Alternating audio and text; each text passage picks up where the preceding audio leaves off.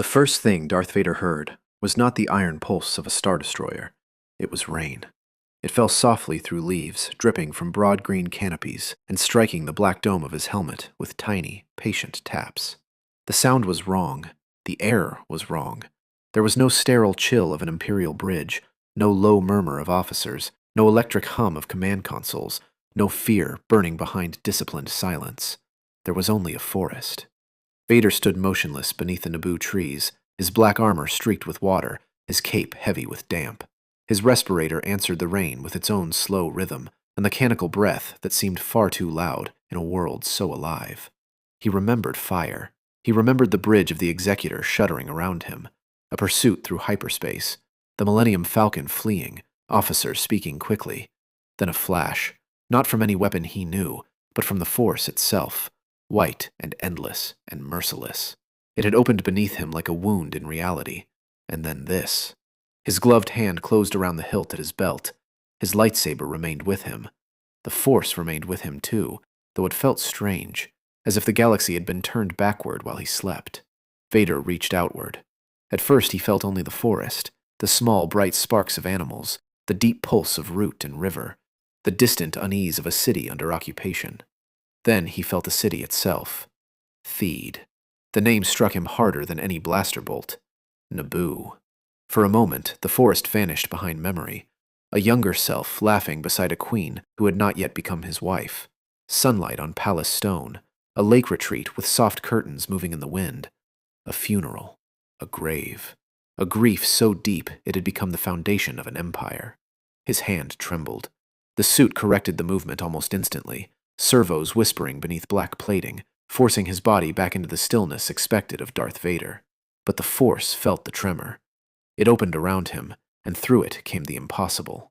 Padmé Amidala was alive, not a ghost, not a memory, not some cruel echo planted by his master.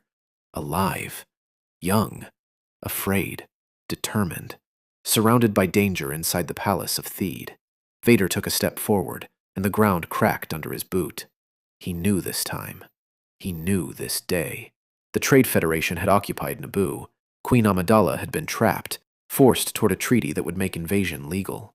2 Jedi had been sent by the Supreme Chancellor, Qui-Gon Jinn, Obi-Wan Kenobi.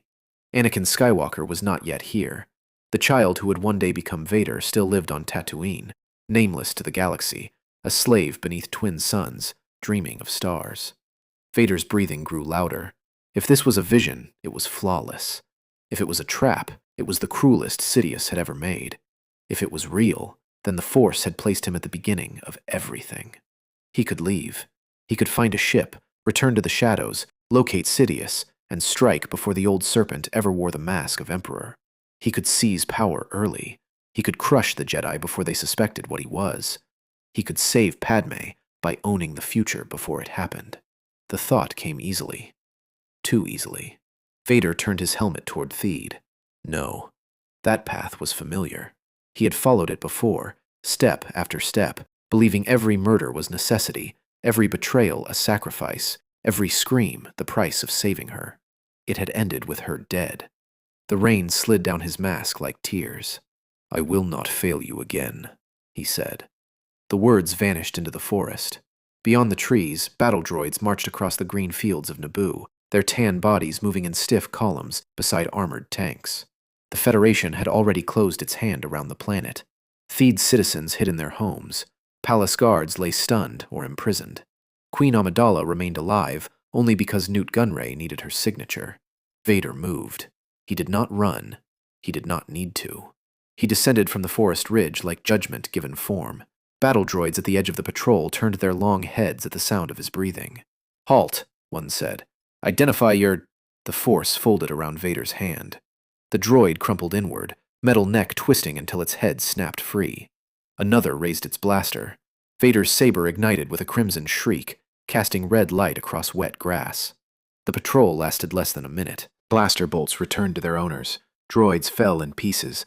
An armored tank turned its cannon toward him, and Vader lifted one hand. The tank groaned, tracks grinding against the soil as invisible pressure crushed its barrel shut. The cannon fired anyway.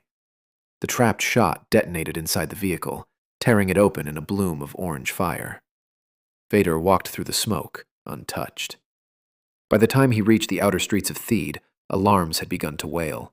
He muted his respirator. The sound became a low whisper. His cape dragged behind him through the rain as he stepped beneath an archway and entered the city he had avoided for more years than he could bear to count. Theed wounded him more deeply than Mustafar ever had. The streets were the same. The palace towers still rose like carved ivory into the gray sky. Waterfalls thundered beyond the city walls. Domes gleamed beneath stormlight. He had seen these places in dreams, always from a distance, always with Padmé turning away before he could reach her. Now droids stood where Naboo guards should have stood. Federation transports squatted in elegant plazas. Citizens watched from behind shuttered windows, terror flickering through the Force as a dark figure passed below. Vader wanted to slaughter every invader in sight. Instead, he listened. Padmé was in the palace throne room, not alone. Nute Gunray was there, along with Rune Hako and a ring of guards. The Jedi were elsewhere, moving through hidden corridors. Qui-Gon's presence was steady and warm, like a flame protected by both hands. Obi-Wan's was sharper, younger, bright with discipline and impatience. Vader felt Obi-Wan and nearly stopped. The old hate rose by instinct. Mustafar, fire, betrayal, a blade taking his limbs, a brother leaving him to burn. But this Obi-Wan had not done those things. Not yet. This Obi-Wan was still a Padawan, with a braid over his shoulder and faith in the Order burning like sunrise. Vader pressed the hatred down. It did not vanish. Nothing inside him ever truly vanished. But it obeyed. He entered the palace through a service arch blasted open by droids. A pair of Federation machines turned at the sight of him. "You are not authorized!" His saber cut them apart before the sentence finished. He moved through the palace halls like a nightmare returning to its birthplace. Marble floors reflected the red of his blade. Droids patrolling intersections collapsed before they could send full reports. Security doors tore from their frames. A squad attempted to surround him near the grand staircase, and he sent them crashing into the walls, hard enough to leave imprints in polished stone. Still, he did not go straight to Padmé. That was the lesson he had learned too late. Desire without patience became destruction. So Vader reached into the palace systems, found a terminal, and crushed his way into the communications grid with both machine skill and Sith will. The Trade Federation's security protocols were primitive compared with Imperial systems. Their arrogance had made them careless. He opened internal palace channels. Then he spoke in a voice that filled every droid receiver in the building. "Federation forces in the palace. You are surrounded by an enemy you do not understand. Withdraw from all royal chambers. Abandon your prisoners. Refuse, and I will dismantle you, one unit at a time." A pause followed. Then a droid voice answered over the channel. "Statement not recognized. Please identify command authority." Vader looked at the broken droids around him. "You will recognize fear." He closed his fist over the terminal. Across the palace, doors slammed shut. Elevators froze. Droids found their own blasters locking in their hands. Hallway defenses activated against Federation units. Confusion spread through the occupation force, like poison through blood. And in the throne room, Queen Amidala heard the alarms change. Padmé stood before Nute Gunray in a gown of deep red and black, her face painted in royal white, her expression calm despite the blasters aimed at her. She had spent the occupation refusing to give fear the satisfaction of showing itself. Her people were watching. Her handmaidens were watching. Even her enemies were watching. Gunray held a datapad toward her. "Your Highness, this delay is unnecessary. Sign the treaty, and your people will be treated with mercy." "Mercy does not arrive in troop transports," Padmé said. Rune Hako shifted nervously. "Viceroy, the palace systems are malfunctioning." Gunray hissed. "Then repair them." A distant crash echoed through the palace. Everyone turned. Another crash. Closer. The battle droids at the doors raised their weapons. Padmé felt Sabe step nearer behind her, hidden beneath the role she played among the handmaidens. Captain Panaka's jaw tightened. He had no weapon. The droids had taken them all. Gunray's eyes narrowed. What is happening? The throne room doors buckled. The droids aimed. The doors exploded inward. Smoke rolled across the floor. A black figure stepped through it, taller than any man in the room, armored like a war machine, a red blade burning in one hand. His breathing filled the silence, slow and terrible. Padmé stared. The Force moved around her, though she could not name it. It was as if grief itself had entered the room wearing armor. The droids fired. The red blade became a storm. Bolts screamed back across the chamber. Droids sparked and fell. Vader lifted one hand, and a pair of machines smashed together in midair. Another he dragged across the floor and crushed beneath his boot. In seconds, the throne room guards were wreckage. Newt Gunray stumbled backward. A Sith! Padmé's eyes snapped toward the Viceroy. A Sith. The word meant old stories, ancient wars, enemies of the Jedi. Yet this being had not attacked her. He had placed himself between her and the Federation. Vader turned his helmet toward Gunray. You remember what I am, he said. Then remember what happens when cowards hide behind armies. Gunray shook. I have powerful allies. Yes, Vader said. I know him. The room seemed to grow colder. Rune Hako whispered. Him? Vader raised his hand. Gunray and Hako lifted from the floor, choking, their robes twisting beneath invisible pressure. Padmé stepped forward despite herself. Stop, she said. Vader froze. The command should have meant nothing. He had ignored generals, admirals, governors, masters, even the dying pleas of enemies. Yet Padmé's voice cut through him as no blade could. Slowly, he lowered the Neimoidians. They collapsed. Padmé held her ground. They will answer for what they have done, but not like this. Vader looked at her. She did not know him. Her eyes held suspicion, courage, and outrage. They did not hold love. They did not hold horror at what he had become. To her, he was only a monster who had chosen, for reasons unknown, to stand on her side. That ignorance hurt more than hatred. As you command, Your Highness, Vader said. The title left his vocabulator with almost unbearable weight.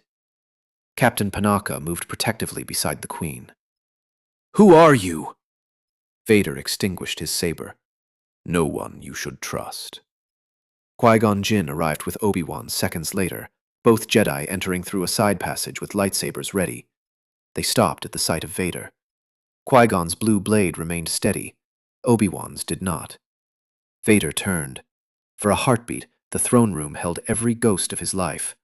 Qui-Gon alive, Obi-Wan young, Padmé breathing, and himself already damned. Qui-Gon studied him with narrowed eyes. You carry the dark side. I carry many things, Vader said. Obi-Wan stepped forward. Move away from the Queen! Vader's helmet tilted. Still eager. Obi-Wan frowned. Do I know you? No. The answer came too quickly. Qui-Gon sensed it. Vader felt the Jedi Master's attention sharpen, not with accusation, but with that infuriating patience that had once made a slave boy feel seen. You saved them, Qui-Gon said. For now. Why?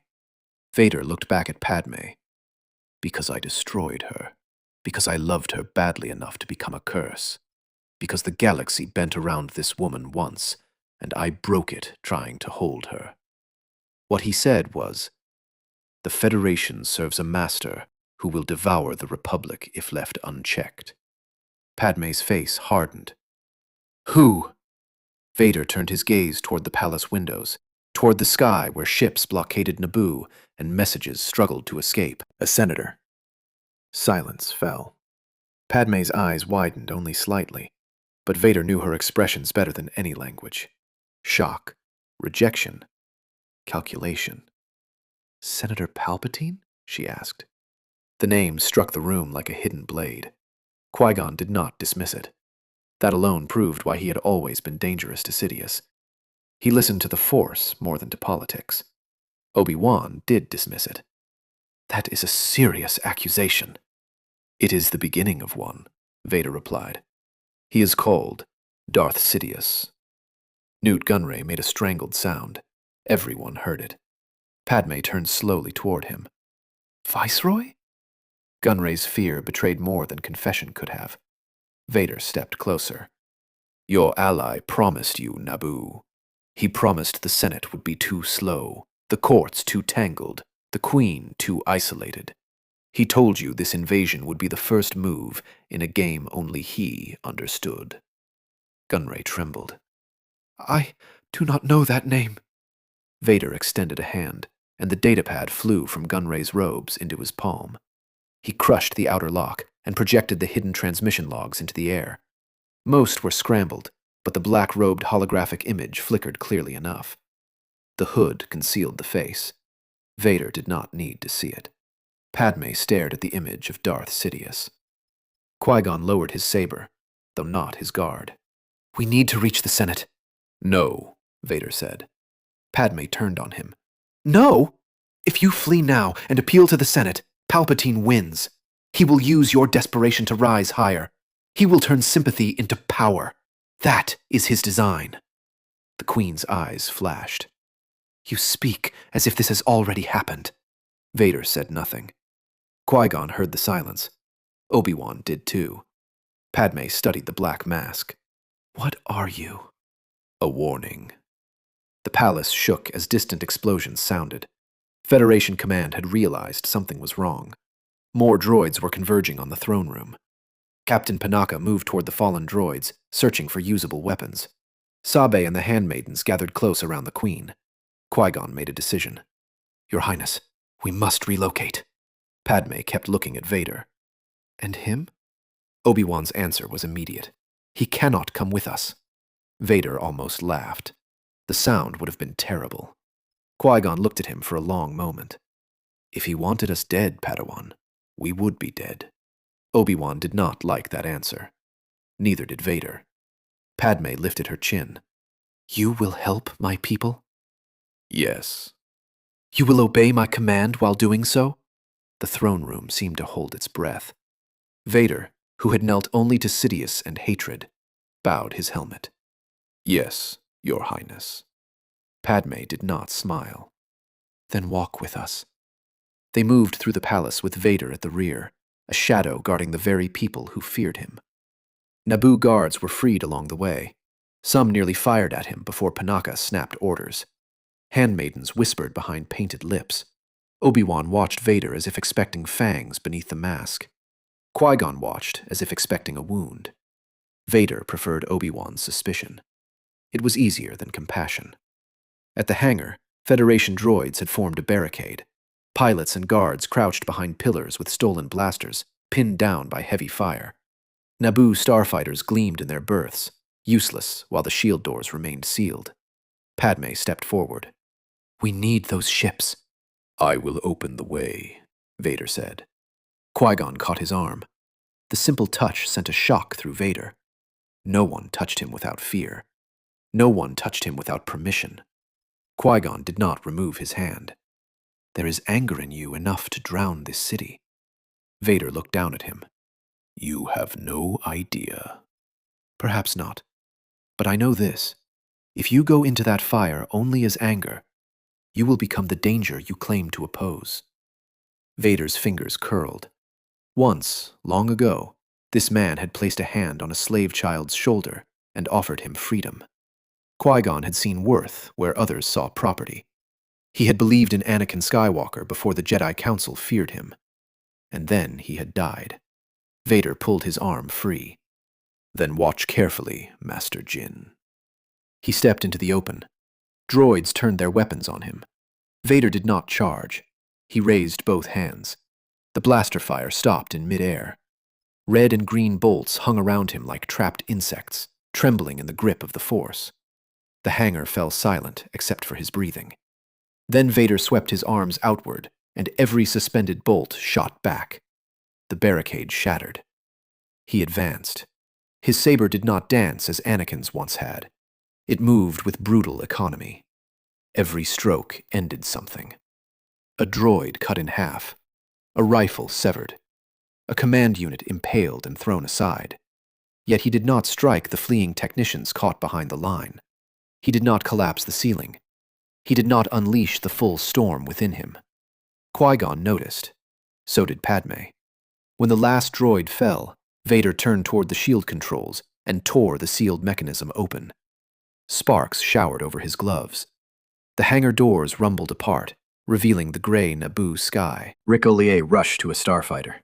"The blockade is still above us. We may not get far." "You will not need to," Vader said. Padmé approached him. "What do you mean?" "The Federation command ship controls the droid army. Destroy or disable it, and the occupation falters." Panaka looked grim. "We do not have the strength to assault the command ship." "You do now." Obi-Wan shook his head. "You plan to fly alone into the blockade?" "I have done worse." Padmé crossed her arms. "No. Naboo will not be saved by one stranger vanishing into the sky while my people wait helplessly below." Vader stared at her. There she was, the queen who refused to be a symbol when action was required. The girl who would risk herself for a planet. The woman who would one day stand before armies and still believe peace was possible. "What do you propose?" he asked. "We take back the palace. We capture the Viceroy publicly. We send proof of Sidious to the Jedi and the Senate, but not through channels Palpatine can control. We contact the Gungans and unite our forces." Vader felt the old shape of history trying to reassert itself. The alliance with the Gungans, the battle on the plains, the starfighter assault, the duel with Maul, everything converging toward the same blade through Qui-Gon's chest. His voice dropped. "There is another Sith." Qui-Gon's eyes sharpened. Vader looked toward the city's lower levels. "He is here, or he will be soon. Red and black markings, horns, a double-bladed lightsaber. He was trained to kill Jedi." Obi-Wan lifted his chin. "Then we face him." "No," Vader said. The word came out too harshly. Obi-Wan bristled. "You do not command us." Vader stepped closer, towering over him. "You do not understand what waits for you." Qui-Gon moved between them, calm as ever. "And you do?" Vader's gaze shifted to him. "Yes." For a breath, the mask between them felt thinner than paper.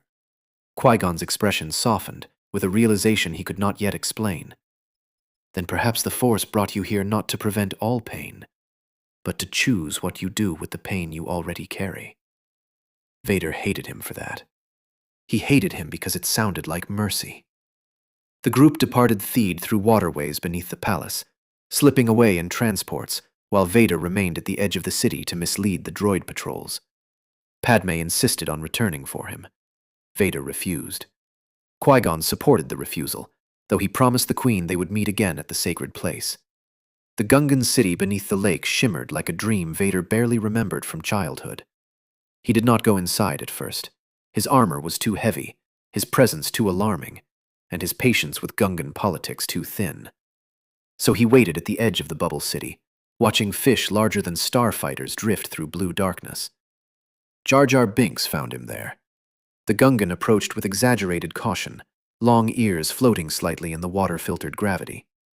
"Use it a scary friend?" Vader looked down. Jar Jar gulped. "Mesa guessing yes." Vader said nothing. Jar Jar shifted from one foot to the other. "Queen say use a helping. Jedi say use a dangerous. Boss Nass say use a bad bombad trouble. Mesa say maybe all." Against all reason, Vader found no anger in him for the creature. Jar Jar had once been a fool in the margins of a plan too large for him. Later, he had been a tool used by Sidious, a single frightened voice giving emergency power to a tyrant. Another life ruined by manipulation. "You should be careful who you trust," Vader said. Jar Jar blinked. "Mesa, no. But sometimes people who look in scary still do good things. And sometimes people who smilin' all nice make big boom trouble." Vader turned slowly. Jar Jar shrugged. Mesa not smart, but Mesa seemed at.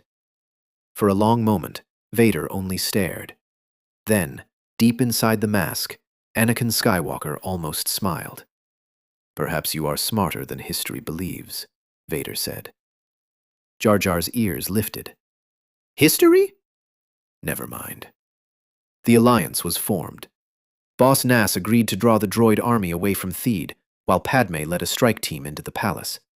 The plan resembled what Vader remembered, but with differences spreading through it like cracks in glass. The Gungan army would not stand alone. Vader had given them precise weaknesses in Federation armor. Naboo pilots had hidden launch codes. Palace guards carried weapons stolen from droids Vader had dismantled, and the Jedi knew Maul was coming. When Padmé emerged from the Gungan council chamber, she found Vader waiting beneath the glow of the underwater city. For the first time, she approached him without guards between them. You look at me as if you know me, she said. Vader did not answer. Do you? His breath rasped through the vocoder. I knew someone like you. Padmé's gaze did not soften, but it changed. What happened to her? Vader looked past her to the lake beyond the shield. I did. She absorbed that in silence. Most people would have stepped back. Padmé stepped closer. And is that why you are helping me? Because you failed someone else? Yes. That is not enough. Vader's helmet lowered. It is all I have. No, she said. It is what brought you here. It does not have to be what guides you. He turned away sharply. Do not try to redeem me. I am trying to understand whether Naboo is accepting aid from a savior or another conqueror. The words cut cleanly. Vader faced her again. I have been both. Padmé held his gaze through the mask. Then choose carefully. Above the lake, dawn broke over Naboo. The battle began on the plains with thunder.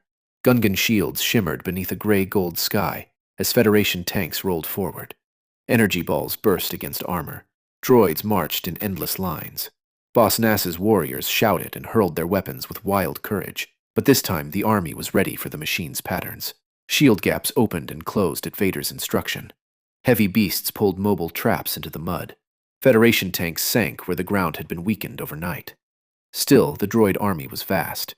In Theed, Padmé led her team through a side entrance, while Panaka and the Jedi cut through the palace corridors. Vader walked with them now, no longer hiding.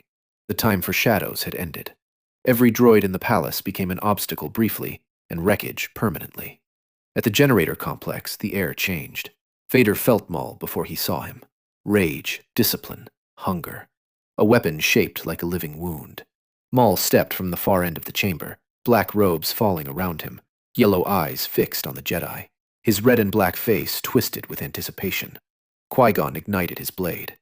Obi-Wan did the same. Maul's saber staff unfolded in crimson light. Then he saw Vader. The Zabrak froze.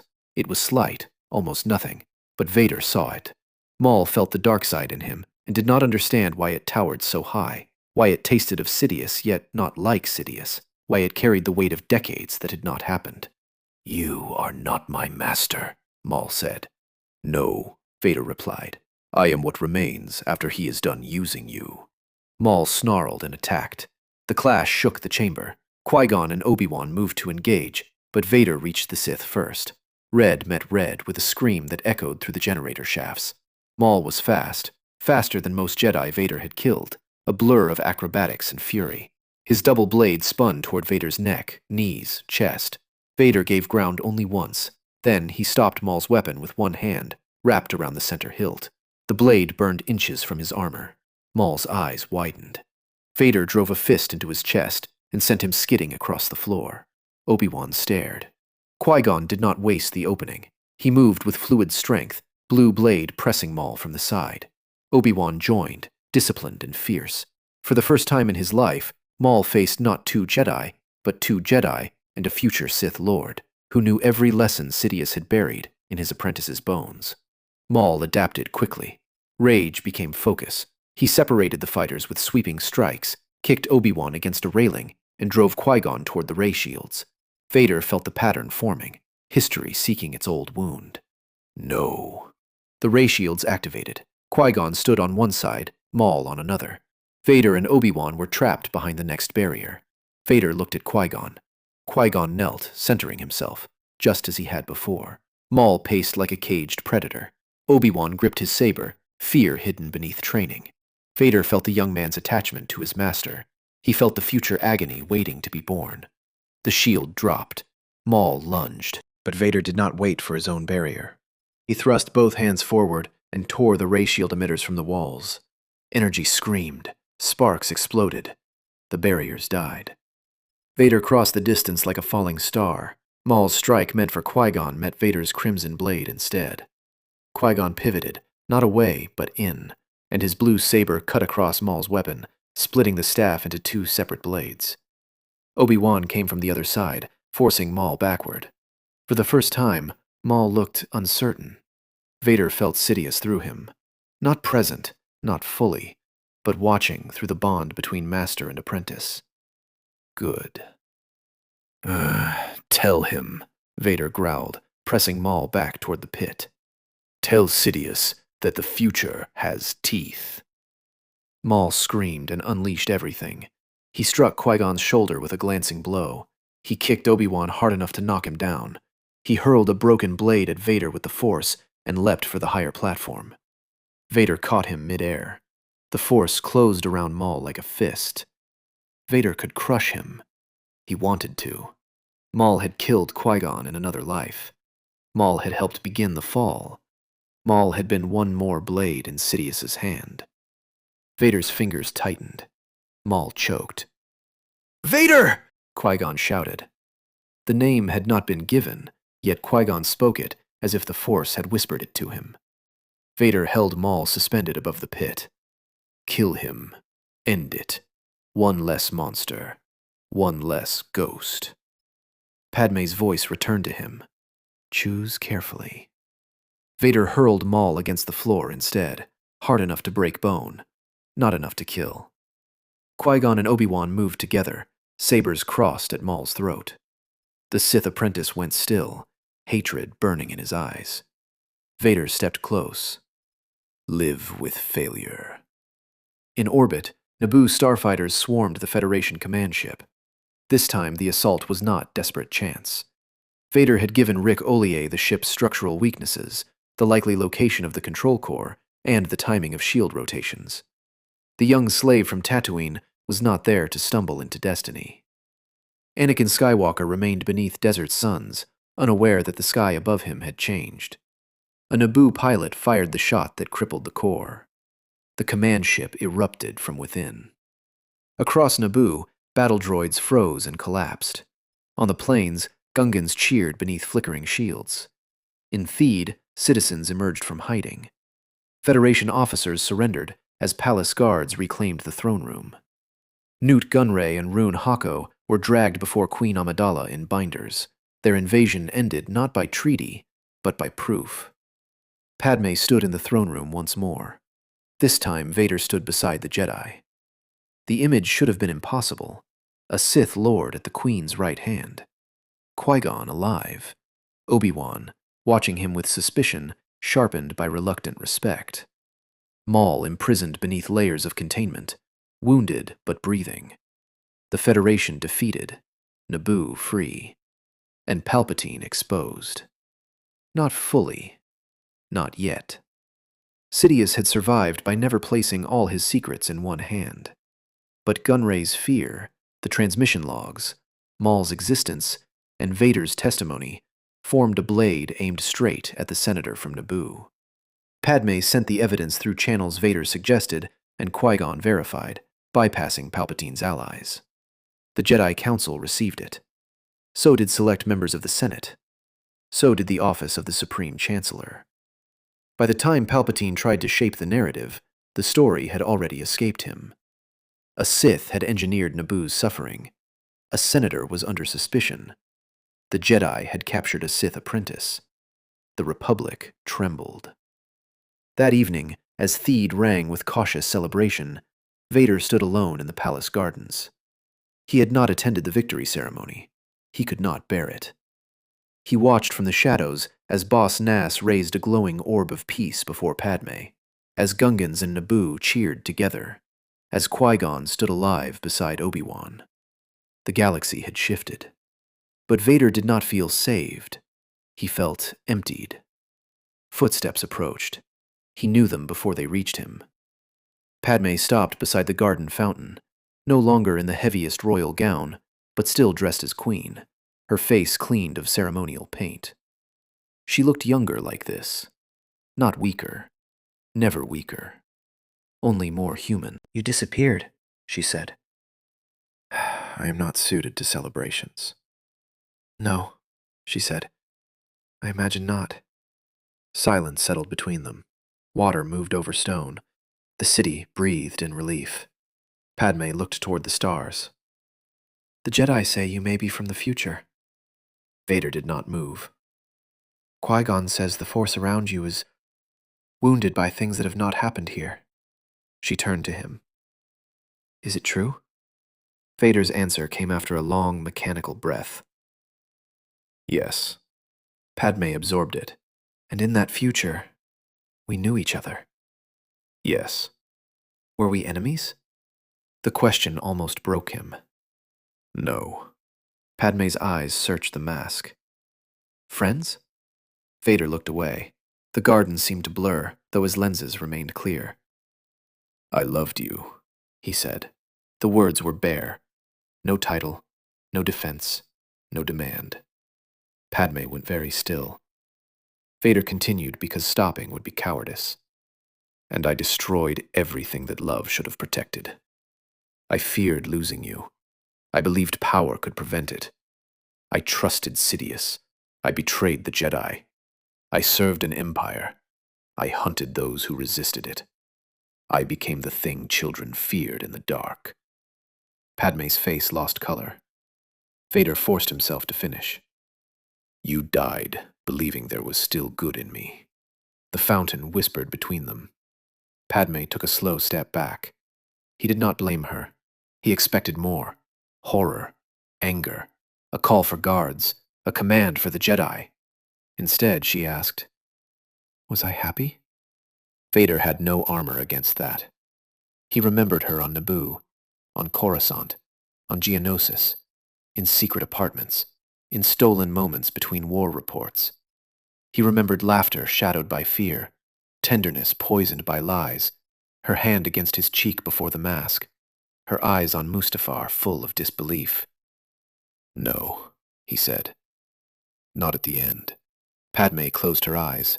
When she opened them, they were wet but steady. "Then we will make a different end." Vader stared at her. "You should hate me," he said.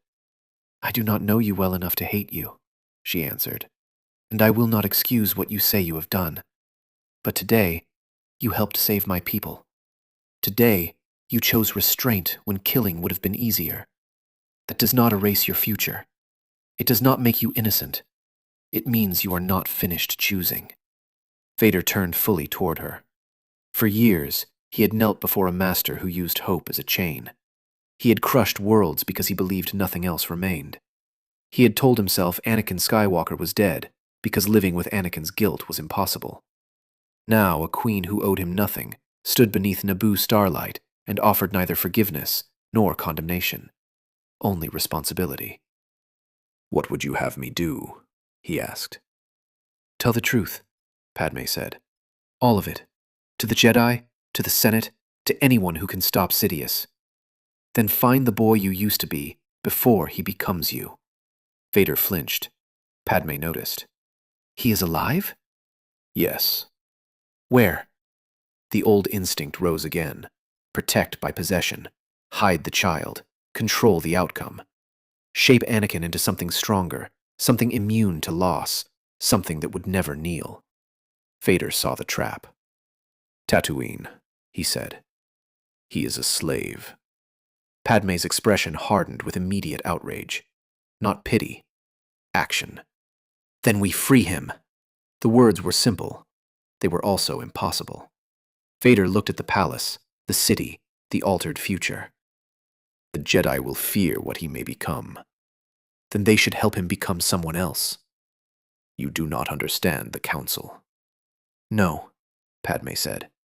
"But I understand children should not be left in chains because adults fear possibilities." There she was again, clear as a bell, braver than armies, the same moral center he had loved and ignored, whenever it stood between him and power. Vader bowed his head. For the first time in years, it was not submission. It was grief. Qui-Gon found them there, but did not interrupt at once. He stood beneath an archway, hands folded into his sleeves, watching the Dark Warrior and the young Queen speak beside the fountain.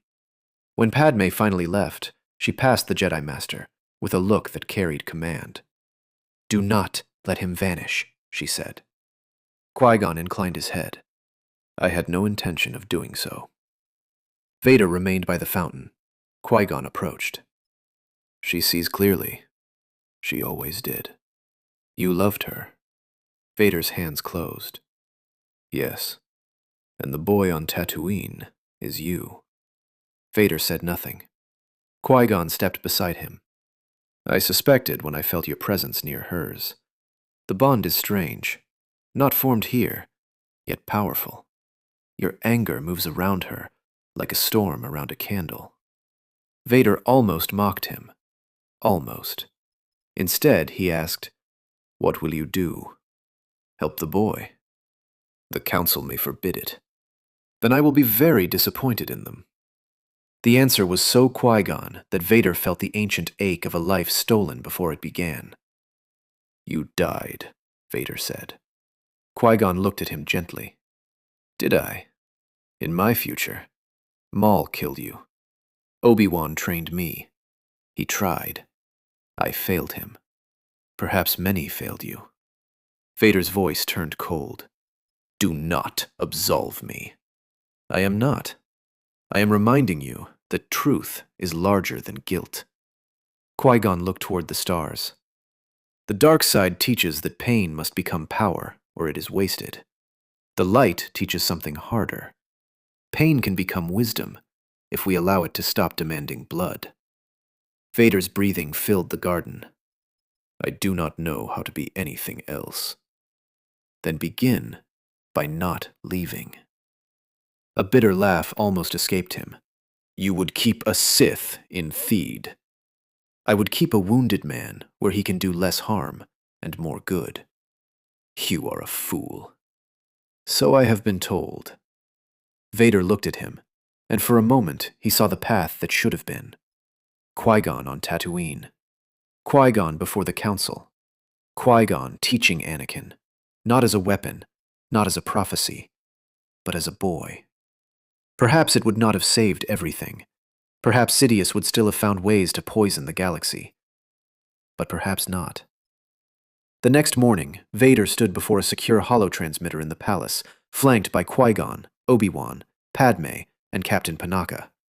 His testimony was recorded for the Jedi Council and the Chancellor's office. He gave names, plans, future wars, the creation of clone armies, the fall of the Republic, the rise of the Empire, the construction of planet-killing weapons, the extermination of Jedi, the corruption of Anakin Skywalker. He did not spare himself. Obi-Wan grew paler with every revelation. Qui-Gon closed his eyes only once, when Vader spoke of the temple burning. Padmé stood rigid, grief and fury held behind royal discipline. When it was done, no one spoke for a long time. At last, Obi-Wan said, "How do we know this is not another Sith deception?" Vader turned to him. "You do not." Obi-Wan blinked, surprised by the honesty. Vader continued, "Trust nothing because I say it. Verify everything. Watch Palpatine. Search for Kamino. Investigate Sifo Dyas. Guard the Senate. Question the banks. Follow the money behind the Federation. And when the Council senses fear in Anakin Skywalker, do not condemn him for it. Ask who taught him to be afraid." Obi-Wan's expression shifted. Not trust, but something had entered the space where hatred might have grown. Understanding, perhaps. A dangerous beginning. By sunset, the first Jedi envoys were en route. Palpatine had not been arrested yet. He was too skilled, too insulated, too beloved by those who mistook charm for virtue. But his path was no longer clear. His apprentice was captured. His Naboo crisis had failed to deliver him the chancellorship. His future enemy had spoken before the game began. And Vader was still alive. That troubled everyone, including Vader, stood on a palace balcony overlooking Theed as the city repaired itself. Naboo citizens cleared droid wreckage from plazas. Gungan delegates walked openly beside palace guards. Children placed flowers near the steps where people had fallen. Padmé joined him. "We leave for Tatooine soon," she said. Vader gripped the stone railing. "You should not come." "My planet was invaded because powerful beings treated ordinary lives as pieces on a board. I will not do the same to a child in slavery." He is dangerous." "He is a child." "He is me." Padmé looked at him. "No, you are what happened when no one saved him properly." Vader had no answer.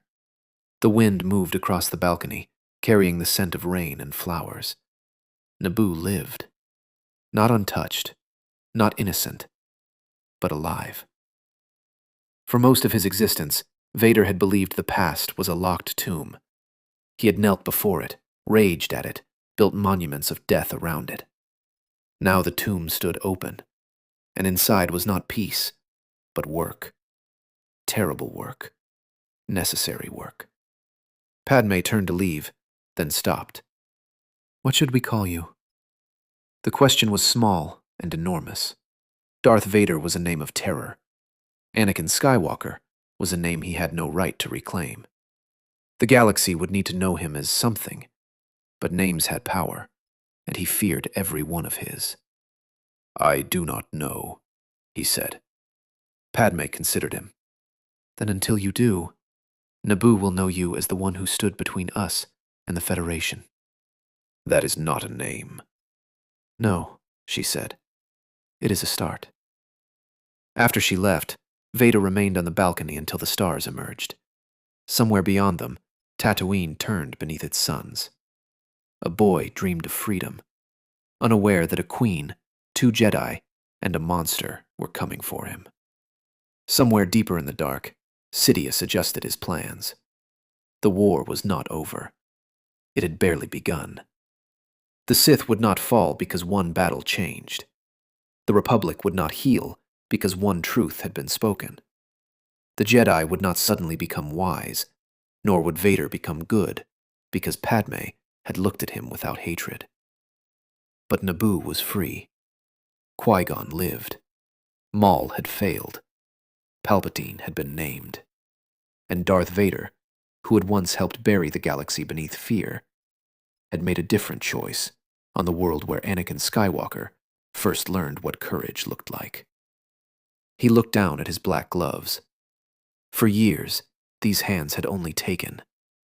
Now they would have to learn the harder art, to repair. The thought frightened him more than any battle. Vader welcomed the fear. Then he turned from the balcony and walked back into the palace. Not as a hero, not as a redeemed man, not as Anakin reborn, but as a shadow that had finally chosen where to stand. For Naboo, that was enough. For the future, it would have to be.